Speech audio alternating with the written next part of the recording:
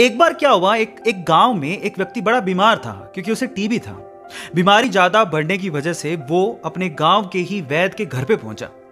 अब जैसे ही वो वैद्य के घर गया, उसको पता लगा कि वैद्य जी घर पे नहीं है, वो खेत में काम कर रहे हैं। तो वो खेत पहुंच गया। अब खेत में जाके उसने वैद्य जी को सारी बात बताई कि उसे क्या बीमारी है, क्या प्रॉब्लम है। वैद्य जी ने सारी बीमारी जानने के बाद उसे दवाई लिख के देने की कोशिश करी, लेकिन खेत में ना पेपर था ना पेन। तो उन्होंने पास में ही रखी एक लाल ईंट को उठाया और उसके पास में कोयला पड़ा था, तो कोयले को उठा के और लाल ईंट को उठा के उस कोयले से लाल ईंट पे कुछ लिखा। उस व्यक्ति को देते हुए कहा कि ये ले लेना और इसे रोज पानी में घोल घोल के पीना।